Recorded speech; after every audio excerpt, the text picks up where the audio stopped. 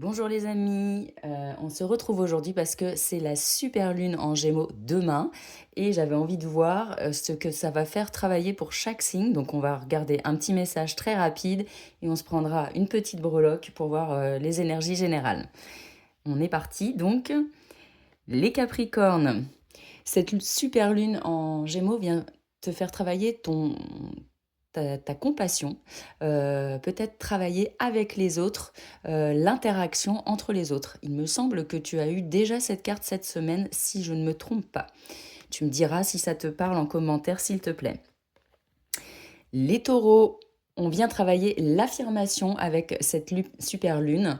Ça va te demander peut-être de sortir de ta coquille et devoir faire face aux autres peut-être de manière un peu plus frontale. C'est ce qu'on me dit. Les sagittaires, ouf, ça va chauffer. Ça te fait travailler tout ce qui est la tromperie. Alors la tromperie, ça peut être par rapport à toi-même, tu te trompes sur certaines choses, mais aussi peut-être la confiance vis-à-vis des autres. Pas forcément le fait que tu te sentes trompé, mais peut-être cette confiance que tu dois avoir avec l'autre. Les cancers, on vient travailler la notion de l'abondance avec l'argent de te dire que tu peux et que tu mérites cet argent si tu as envie. Donc arrête de te fourvoyer et vas-y. C'est cash. Les vierges, on vient te faire travailler la ressource. La ressource dans le sens, qu'est-ce qui me fait du bien pour avancer et aussi quels sont les freins parfois que je me mets, comme par exemple ne pas se reposer et que tu sais que tu dois te reposer. Donc ça va venir faire travailler cet aspect-là sur la nouvelle lune. Les lions, on te parle sur cette nouvelle lune d'accord, peut-être d'être en accord avec soi-même, d'être fidèle à ce que l'on souhaite, mais aussi d'être en accord avec les autres et peut-être plus d'échanges et de communication, j'entends. Les Gémeaux, ah bah c'est la carte de l'accord. C'était le contrat tout à l'heure, mais voyez, c'est la même chose pour toi les Gémeaux.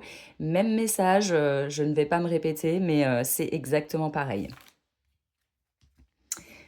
Les poissons, on va venir travailler sur la stratégie de mettre en place des choses de manière concrète qui vont vraiment te faire avancer. Et là, j'entends ne pas procrastiner et mettre en marche, en route, les projets que tu décales.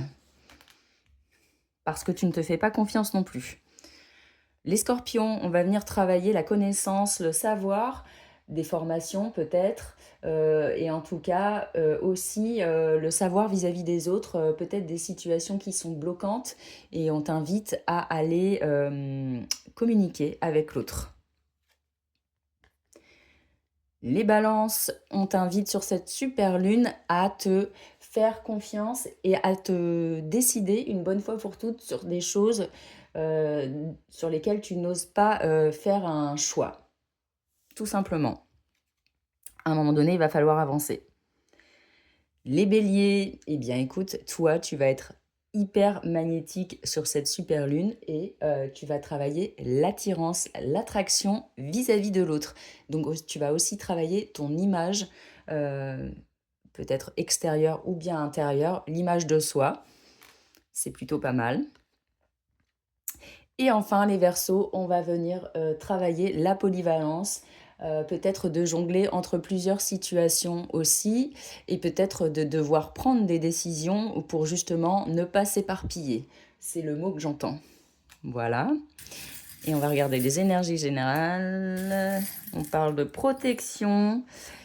Petite rose jaune, tu pourras aller voir la signification. Un petit chat avec l'indépendance. On nous parle aussi on ne le voit pas, de retard sur des situations avec une tortue. Peut-être des choses qui sont un peu lentes. On nous parle de protection avec... ça ne fait pas le point, mais bon, on nous parle de protection, clairement, avec l'étoile, l'aile et la main de Fatma. Voilà les amis, j'espère que ce petit tirage vous a plu et je vous dis à bientôt.